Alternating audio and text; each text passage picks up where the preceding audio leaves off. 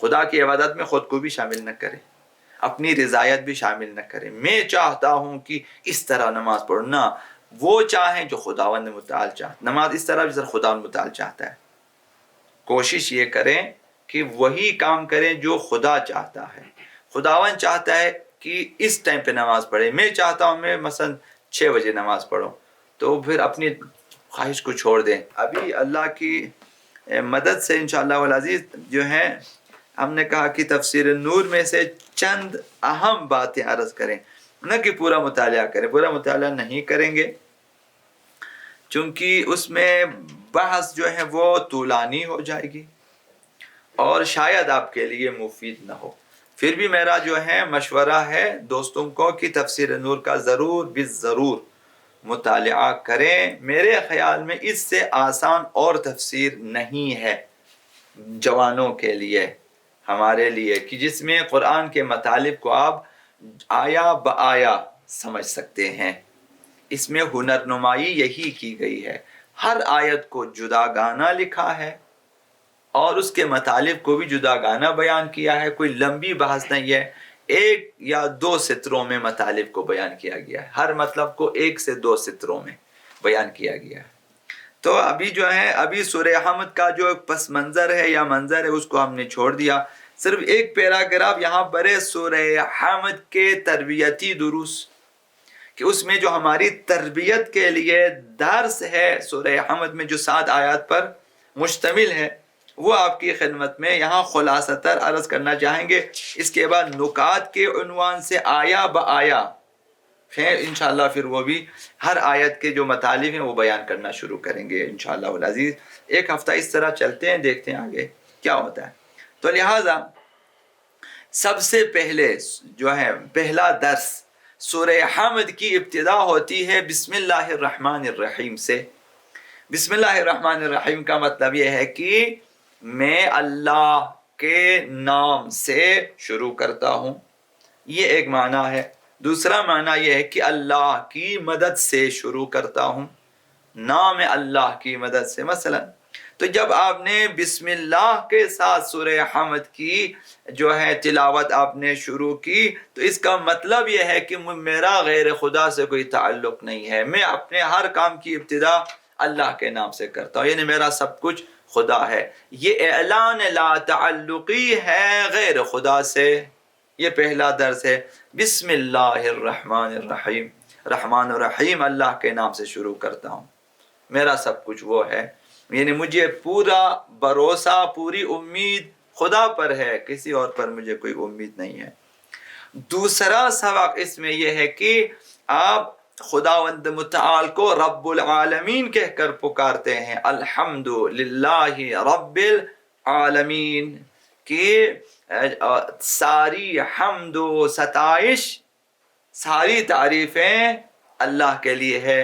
یہ جب آپ نے کہا الحمد، حمد یعنی حمد و ستائش و ثنا، یعنی پورے کا پورا، الحمد یعنی تمام حمد، ساری ستائشیں، یعنی لائق ستائش خدا ہے، خدا کے سوا کوئی نہیں۔ جس کی جو بھی حمد و ثنا ہوگی وہ خدا کی طرف سے کچھ فضیلتیں ملی ہیں، تو ان فضیلتوں کی وجہ سے وہ بھی خدا کی طرف سے، تو دراصل وہ حمد و ثنا بھی خدا کی ہے۔ جب آپ نے کہا رب العالمین اور مالک یوم الدین، تو انسان یہ احساس کرتا ہے کہ وہ کسی کا مربوب بھی ہے اور کسی کا مملوک بھی۔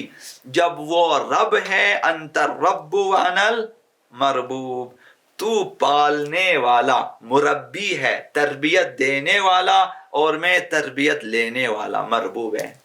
مالک یوم الدین، وہ تو مالک ہے، انت المالک وانا المملوک، انسان احساس کرتا ہے میں مربوب ہوں، میری تربیت ہو رہی ہے، اور تربیت دہندہ خداوند متعال، وہ رب ہے، کوئی اور تو رب نہیں، رب حقیقی و واقعی و اصلی خداوند متعال ہے۔ تو رب العالمین، ساری ستائش اس کی ہے جو کہ عالمین کا مربی ہے، عالمین کا پالنے والا ہے اور پالنہار ہے۔ رب میں معنی تربیت بھی ہے اور معنی جو ہے پالنے کے پرورش بھی ہے، نشو و نما بھی ہے، کہ ایسا رب، ایسی ہستی جو تربیت بھی دیتا ہے اور نشو و نما بھی، دیکھ بھال بھی کرتا ہے۔ تو یہ اس میں دو احساس ہے۔ پہلا احساس یہ ہے کہ میں خود مربوب ہوں، شاگرد ہوں، میں، میری کوئی حیثیت نہیں ہے، وہ معلم ہے اور وہ مربی ہے۔ دوسرا میں مملوک ہوں، مملوک یعنی مال ہوں میں، لیکن میرا مالک کوئی اور ہے، میں خود مالک نہیں ہوں۔ اپنے مالک نہ ہونے کا احساس جو کہ احساس حقیقی ہے، اپنے مالک ہونے کا احساس مجازی ہے اور جو ہے جھوٹ ہے۔ ہم کسی بھی چیز کے مالک نہیں ہے چونکہ ہمارے اختیار میں نہیں ہے، نہ ہم بنا سکتے ہیں، نہ ہم اپنے ساتھ لے جا سکتے۔ ہم مالک نہیں، اگر مالک ہوتے ہم اپنے ساتھ لے جاتے۔ ہم جہاں دوسری دنیا میں جب منتقل ہو جائے سب کچھ چھوڑ کے جاتے، ہمارے اختیار میں مالک نہیں ہے، عارضی طور پر ہمارے ہاتھ میں ہے۔ تو یہ جو دو احساس ہے، مربوب ہونے کا احساس اور مملوک ہونے کا احساس، ہم خود کسی کی مخلوق ہیں، ہم خود کچھ بھی نہیں ہے، وہ خالق ہے، وہ مالک ہے، وہ رازق ہے، وہ رب ہے۔ تو اس طرح انسان خود غرضی اور غرور چھوڑ دیتا ہے۔ انسان اپنے اوپر کیا غرور کرے گا؟ میری تو تربیت بھی وہ کرتا ہے، میرا مالک بھی وہ ہے، رب وہ ہے، رزق و روزی بھی وہی دے دیتا ہے۔ یہ ایک درس ہے کہ انسان غرور و تکبر چھوڑ دیتا ہے، میری کوئی حیثیت نہیں ہے۔ مالک یوم الدین، جب ہم نے جو ہے عالمین کا رب کہہ کر خداوند متعال کو پکارا، تو اس کے ذریعے جو اپنے اور عالم کے درمیان، کل ہستی کے درمیان ایک ربط پیدا کرتا ہے، یعنی میں بھی اس کائنات کا حصہ ہوں۔ خداوند رب العالمین ہے، پوری کائنات کا مربی خدا ہے، تو میں بھی اس کا ایک حصہ ہوں، یعنی آپ بھی ایک جز ہے۔ سمندر ایک قطرہ احساس کرتا ہے میں بھی سمندر کا حصہ ہوں، سمندر کے میں، جس لہذا ہم بھی کائنات کے اجزاء ہیں، تو پورے کائنات کے ساتھ ہمارا ربط ہے، تعلق ہے۔ خداوند سب کا پالنے والا ہے، تو میرا بھی ہے، آپ کا بھی ہے، سب کا مشترکہ ہے۔ تو لہٰذا انسان یہاں یہ احساس کرتا ہے کہ پوری کائنات کے ساتھ میرا تعلق ہے، خدا کے ساتھ بھی ہمارا رابطہ ہے، تعلق ہے، زمین کے ساتھ بھی، حیوانات کے ساتھ بھی، درندوں کے، جیسا کہ مثلا آپ خود دیکھتے ہیں ہوا کا ہمارے ساتھ تعلق ہے، بغیر ہوا کے ہم زندہ نہیں رہ سکتے۔ پانی کے ساتھ بھی ہمارا تعلق ہے کہ بغیر پانی کے ہم زندہ نہیں رہ سکتے۔ اسی طرح سے زمین کے ساتھ ہمارا تعلق ہے، درختوں کے ساتھ ہمارا تعلق ہے، اسی طرح روشنی کے ساتھ چاند، سورج، آسمان، سب کے ہے نا تعلق ہمارے۔ تو پھر یہ رب العالمین سب کا ایک ہی رب ہے، یہ ایک احساس ہے۔ جب خداوند متعال کے لیے آپ دو صفات کا اقرار کرتے ہیں کہ وہ رحمان بھی ہے اور رحیم بھی، تو اس کے ذریعہ اپنے آپ کو اس کے لطف و کرم کے سائے میں دیکھ، میں اس خدا کے نام سے شروع کرتا ہوں جو رحمان ہے، رحمت عمومی رکھنے والا خدا۔ رحمت عمومی میں انسان زیادہ امیدوار ہو جاتا ہے، عمومی میں مومن کافر سب کے لیے خدا کی رحمت ہے، کافروں، فرعون و موسیٰ، شبیر و یزید، سب کے لیے ہے، حیوانات، نباتات، جن و بشر، سب کے لیے۔ بس میں بھی امیدوار ہوں، جب کافروں کے لیے بھی ہے تو میرے لیے بھی ہے۔ خداوند، رحمانیت خداوند متعال سب کے لیے ہے، اور دوسرا رحیمیت خداوند متعال، خاص رحمتیں ہیں جو مومنین کے لیے ہے، دنیا میں ہو یا آخرت میں ہو۔ یہاں بھی انسان امیدوار ہو جاتا ہے کہ میں دو رحمتوں کے سائے، عمومی رحمت کے سائے میں بھی ہوں، اسی عمومی رحمت کے سائے میں انسان امیدوار ہو جاتا ہے خصوصی رحمتیں بھی خداوند متعال کی طرف سے ہمیں مل جائے۔ تو رحمان الرحیم میں یہ احساس ہے، وہ رحمان الرحیم ہے، اس کے نام سے شروع کرتا ہوں، انسان امیدوار ہو جاتا ہے میں نے تو ایسے خدا کے نام سے شروع کیا ہے جو رحمت ہے۔ سبقت رحمتہ غضبہ، خداوند متعال کا جو غیظ و غضب ہے وہ بعد میں، پہلے رحمت ہے۔ جب کوئی رحمت کو ٹھکرا دیتا ہے تو پیچھے غضب ہے، تو پہلے تو رحمت ہے، تو ہم رحمتوں والے پروردگار کے نام سے شروع کرتا ہے، تو انسان کو ایک احساس امنیت، ایک احساس آرامش، ایک امیدواری مل جاتی ہے یہ۔ اور مالک یوم الدین کے ساتھ آئندہ کی غفلت سے انسان دور ہو جاتا ہے۔ خداوند مالک دین یعنی جزا، دین یعنی جزا، یا مالک یوم الدین روز جزا کا مالک ہے۔ ایک دن ہے کہ اس دن ہمیں اپنے اعمال کی جزا ملے گی، اور اس دن خدا مالک ہے، ہمارے اختیار میں کچھ نہیں ہے، تو انسان بیدار ہو جاتا ہے، غفلت نہیں کرتا۔ ایک دن ہمیں درپیش ہے، اس دن ہمارے اعمال کا ہمیں ثواب و جزا ملے گا، آج اگر غفلت کی تو پھر اس دن ہم ناکام ہو جائیں گے۔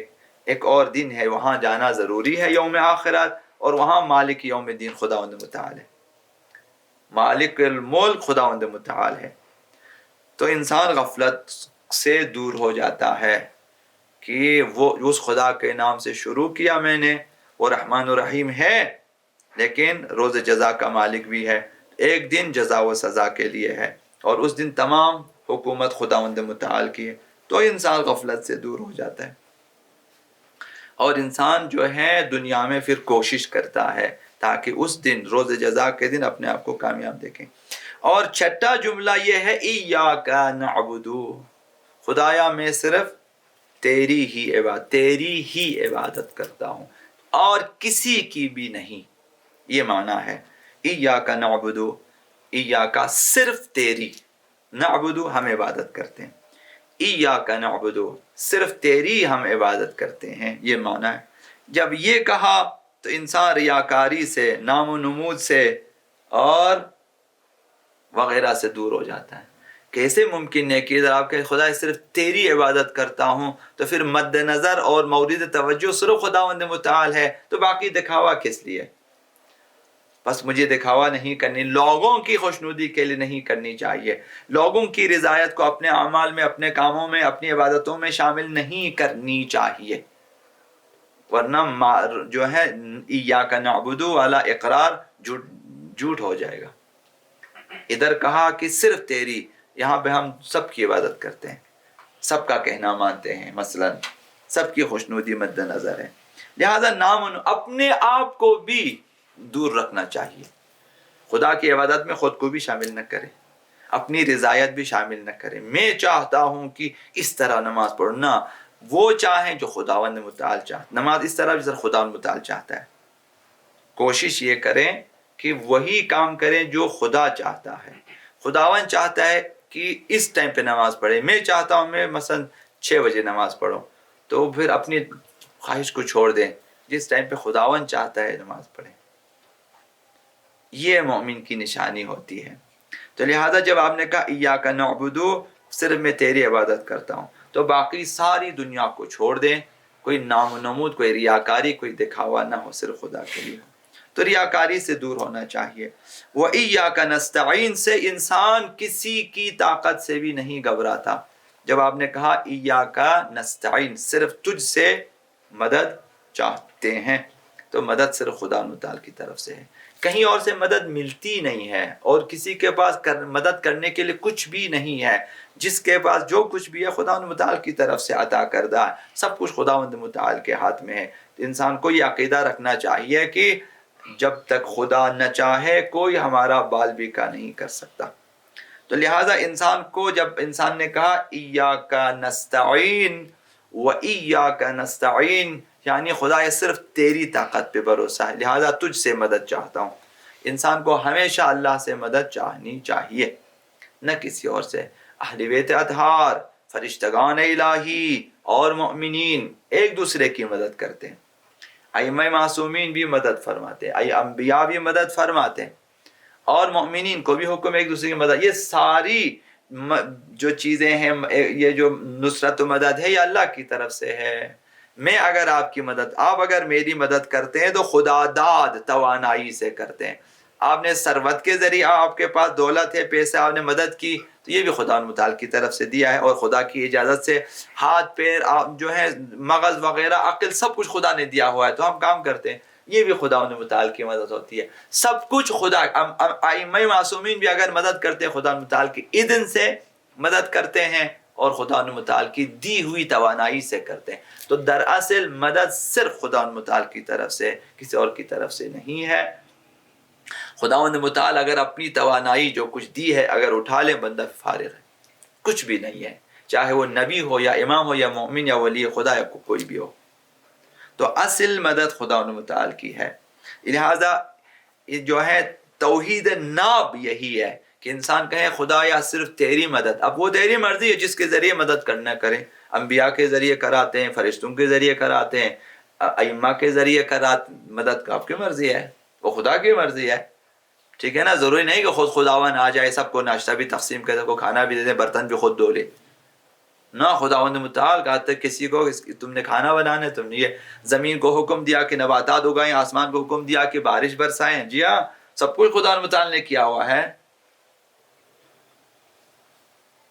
تو یہ سب خداوند متعال کی طرف سے مددگار ہے. سورج، پانی، در سب کچھ.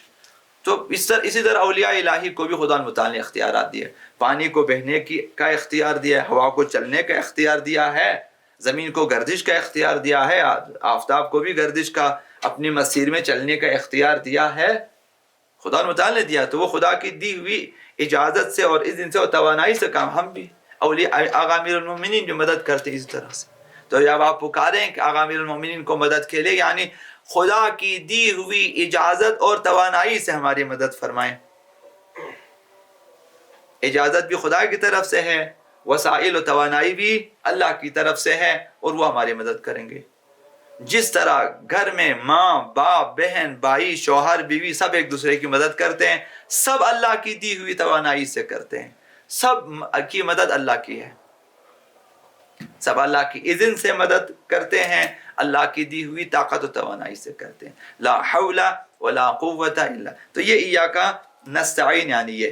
لہذا انسان جو ہے ایک دم موحد ہو جاتا ہے کہ توانائی اور طاقت اور مدد صرف تمہاری ہے، کسی اور کی نہیں. اب وہ تیری اجازت سے کوئی بھی میری مدد کرے، پرواہ آپ میری مدد، وہ میری مدد کریے، میری مدد. جس طرح زمین مدد کرتی ہے، آسمان مدد کرتی ہے، جس طرح ہوائیں مدد کرتی ہیں، ہمیں آکسیجن دے دے، جس طرح آفتاب ہماری مدد کرے، اس طرح. تو یہاں ایک اور جو ہے توحید کا نقطہ، یہ ایاک نعبد توحید در عبادت، ایاک نستعین توحید افعالی. اور اگلا جو ہے 8واں نقطہ یہاں پر ہے کہ انعمت علیہم صراط الذین انعمت علیہم. مجھے ان کا راستہ دکھا دے جن پر تو نے نعمتیں نازل کی ہیں. ایک دعا ہے سورہ حمد میں، آدھا سورہ دعاؤں پر مشتمل ہے. اہدنا الصراط المستقیم، سیدھی راہ مجھے دکھا دے. اور صراط الذین انعمت علیہم، یہ جو سیدھی راہ ہے یہ ان کا راستہ ہے جن پر تو نے اپنی نعمتیں مسلسل نازل کی ہیں، نہ کھانے پینے کی، معنوی، روحانی، ولائی، ساری نعمتیں، نبوت، امامت، تمام چیزیں دی ہیں. تو جب آپ کہتے ہیں انعمت علیہم، ان کا راستہ میں بتا دے، تو انسان یہ جان لیتا ہے سب نعمتیں اللہ کے اختیار میں ہیں. اگر دنیا میں کسی کے پاس کچھ بھی نعمتیں ہیں، بڑی بڑی نعمت، چھوٹی چھوٹی، سب اللہ کی طرف سے. تو اولیاء الہی کو، انبیاء اور ائمہ کو بھی اگر امامت اور رسالت وغیرہ کی نعمتیں، اور انہیں خدا متعال نے دوسرے تیسرے مقامات دیے، خدا متعال نے دیے، تو ساری نعمتوں کا مالک اور مختار خدا متعال ہے. اور جب آپ کہتے ہیں اہدنا الصراط المستقیم، اہدنا یعنی ہماری ہدایت فرما، تو لہٰذا یہاں انسان احساس کرتا ہے کہ خداوند متعال کی نصرت اور مدد ہماری ہدایت کے لیے ضروری ہے. وہ ہدایت فرمائے گا تو ہدایت پائیں گے ہم لوگ. خداوند متعال نے پیغمبر علیہ السلام سے فرمایا کہ انک لا تہدی من احببت ولکن اللہ یہدی من یشاء. آپ لوگ قرآن نہیں پڑھتے ہو تو یہ میں رک جاتا ہوں. خدا متعال نے پیغمبر سے فرمایا انک لا تہدی من احببت، میرے حبیب جسے چاہے، آپ جسے چاہے ہدایت نہیں کر سکتے. انک لا تہدی، آپ ہدایت نہیں دے سکتے. من احبب جسے بھی چاہے آپ چاہیں کہ وہ بھی مومن یہ بھی مومن سب کو آپ نہیں دے سکتے. صرف خدا ہے. ان اللہ لا ان جو ہے انک لا تهدی من احببت ولکن اللہ یہدی من یشاء. خدا جسے چاہے ہدایت دے دیتا ہے. اللہ کے اختیار میں. خداوند دیکھتا ہے کسے ہدایت دینی چاہیے. زمینہ فراہم کیا, خداوند کہتے اسے ہدایت دے دو, اسے ہدایت دے دو. ٹھیک ایک ایسے شخص کی طرح جس کے ہاتھ میں جو ہے بجلی کے تمام کنٹرول اور سارے بٹن اس کے ہاتھ میں. کون کس بلب کو روشن کرنا ہے اس کی مرضی, وہ دیکھتا ہے. ادھر تاریکی ہے وہاں روشنی چاہیے ہونا چاہیے تو آن کرتا ہے. اسی طرح سے خداوند یہ بندہ ٹھیک ہے اسے ہدایت ملنی چاہیے, اس نے کوشش کی ہے ٹھیک ہے تو اس کو خدا ہدایت دے دیتا ہے. اور خداوند گمراہ کرتا ہے یعنی چیز گمراہی میں چھوڑ پہ گمراہی پہلے تاریکی میں ہے اس کے بلب کو خداوند دیکھنا یہ جلنے کے قابل نہیں, اس کو چھوڑ دیتا ہے. یہی ہے خداوند متعلق ہوتا ہے, اس کو تاریکی میں چھوڑ دیتا ہے. جب آپ کہتے ہیں اہدنا الصراط المستقیم یعنی سیدھی راہ پہ چلنا اس کے حکم سے ہے. ہم اپنی مرضی سے کچھ بھی نہیں کر سکتے, ہمارے ہاتھ میں نہیں ہے, کسی کے بھی ہاتھ, خود پیغمبر کے ہاتھ میں نہیں ہے. جو خداوند تعالی خود فرمایا کہ آپ کے ہاتھ میں نہیں ہے. آپ جسے چاہے ہدایت نہیں کر سکتے, خداوند جسے چاہے ہدایت کرے. سارے اختیارات خدا کے متعلق کے ہاتھ میں. کچھ اختیارات خدا نے خود انبیاء کو ائمہ کو دیے ہیں, وہ ٹھیک ہے تو انہی کا استعمال کرتا ہے.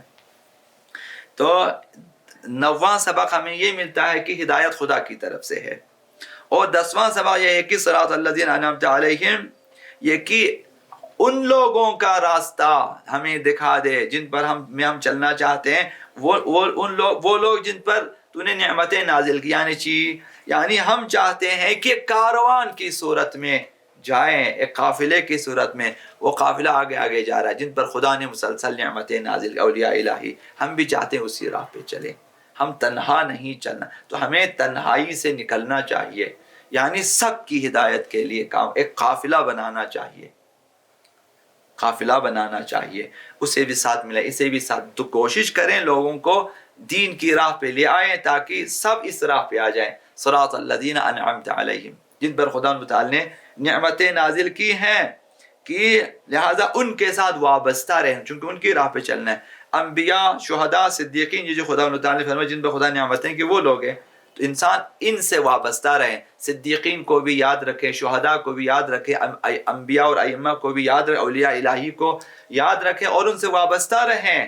ان سے کیسے وابستہ رہیں؟ ان کی یاد منائیں, ان کی معجزات کو پڑھیں, ان کے فضائل کو پڑھیں, ان کی بارگاہ میں ہمیشہ سلام کریں. حتی شہداء, السلام علیکہ یا حر ابن یزید الریاحی مثلا, اس طرح سے السلام علیکہ یا حبیب ابن مظاہر. یہ اولیاء الہی جنہوں نے اس راہ میں شہادتیں دی ہیں, ہم ان سے رابطہ رکھتے ہیں, سلام کرتے ہیں. جس طرح شہداء کربلا پہ سلام کرتے ہیں, جس طرح تمام شہداء پہ سلام کرتے ہیں. السلام علی الشہداء من ولد امیر تمام جو ہے فرزندان امیر جو شہید ہو چکے ان پر ہمارا سلام. السلام علی جمیع الانبیاء, یہ رابطہ ہے. تو خداوند متعال نے ہمیں سکھایا کہ دیکھیں ان کی راہ پہ چلنا ہے تو ان سے رابطے میں بھی رہنا چاہیے. تو یہ صراط الذین انعمت علیہم سے جو ہمیں سبق ملتا ہے کہ جس گروہ پہ خدا نے نعمتیں نازل کی ہیں, رحمتیں نازل کی ہیں, ان سے وابستہ رہیں اور انہی کی راہ پہ چلنا چاہیے. اور 11واں اور آخری سبق جو اس جو ہے پیراگراف میں بیان کیا گیا وہ یہ کہ غیر المغضوب علیہم ولا الضالین, جن پر جو ہے تمہارا غضب نازل ہوا, جو لوگ گمراہ ہوئے, ان کے راستے پہ ہم نے نہیں چلنا ہے, ہمیں وہ راستہ مت دکھائیں. بہرحال تو یہ باطل راہوں سے بیزاری کا اعلان ہے کہ ہم باطل کے ساتھ نہیں ہے. اگرچہ بعض مترجمین اور بعض مفسرین نے ان دو جملوں کو غیر المغضوب علیہم, دوسرا جملہ ولا الضالین, جن پر تو نے غضب کیا اور جو لوگ گمراہ, انہیں بھی جو ہے پہلے جو جملے میں بیان ہوا صراط الذین انعمت علیہم, جن پر تو نے نعمتیں نازل کی, ان کی صفت قرار دیا ہے. خدایا ہمیں ان کا راستہ دکھا جن پر تو نے نعمتیں نازل کی ہیں, ان کی صفت کیا ہے؟ غیر المغضوب علیہم, ان پر تو نے کبھی غضب نہیں کیا, ولا الضالین, وہ کبھی گمراہ نہیں ہوئے. یہ ایک ترجمہ ہے, ٹھیک, یعنی یہ دونوں انہی کے لیے ہیں, یعنی پیغمبر و آل پیغمبر, محمد و آل محمد، انبیاء و مرسلین، یہ وہ لوگ ہیں جن پر تو نے نعمتیں نازل کی، کبھی ان پر غضب نہیں کیا، اور یہ لوگ کبھی گمراہ نہیں ہوئے، یہ بھی بیان ہوئے ہیں۔ بہرحال یہ اس حد تک ہے، کل پھر دیکھتے ہیں انشاءاللہ العزیز کیا ہوتا ہے۔ بر محمد و آل محمد صلوات، اللہم صلی علی محمد و آل محمد۔